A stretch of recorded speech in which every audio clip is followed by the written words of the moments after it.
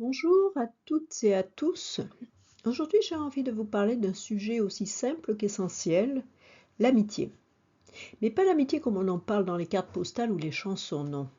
L'amitié comme projet de vie, comme alternative à un modèle social fondé sur la famille. Alors cette réflexion m'a été inspirée par un livre que je viens de finir, particulièrement intéressant, de Geoffroy de la Gannerie, qui est intitulé Une aspiration au dehors. Il pose la question suivante: et si l'amitié était plus qu'un lien personnel? Et si si elle pouvait devenir une force de transformation sociale? Allons plus loin dans l'exploration de cette question. L'auteur raconte son expérience intime avec deux amis très proches. Ensemble, ils forment un petit groupe, presque un monde à part, un dehors du monde social tel qu'on le connaît. Pour lui, cette amitié est une forme de résistance, une manière d'exister autrement. Et cela m'a amené à me poser une première question: vivons-nous vraiment nos amitiés à ce niveau de profondeur, ou nos amitiés sont-elles beaucoup plus flexibles? L'amitié, lorsqu'elle est sincère, nous demande beaucoup: loyauté, écoute, fidélité. Elle est parfois un miroir implacable qui révèle qui nous sommes vraiment, nos fragilités, nos élans. Elle nous transforme. L'amitié nous oblige à nous remettre en question. Et c'est peut-être ce qui la rend si précieuse. Elle est choisie, jamais imposée. Et elle est libre. Alors je vous invite à une petite introspection. D'abord, qui sont vos amis? Vous ressemblent-ils?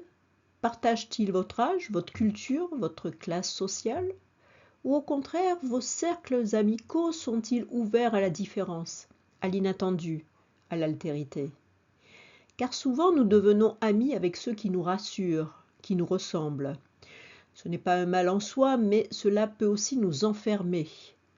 L'amitié peut alors devenir un reflet de nos limites d'ouverture.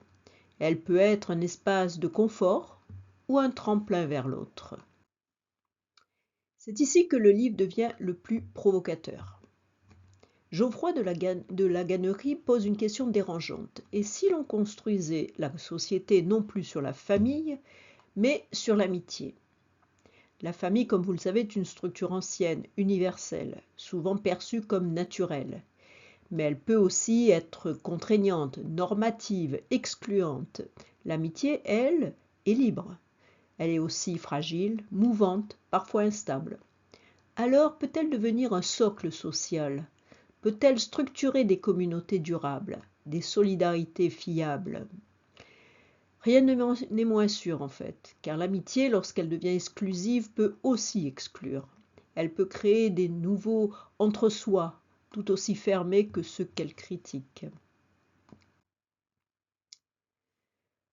Alors l'amitié une société fondée sur l'amitié est-elle une utopie ou une véritable piste à explorer? Imaginer une société basée sur l'amitié, c'est imaginer une société où les liens sont choisis, profonds, réciproques.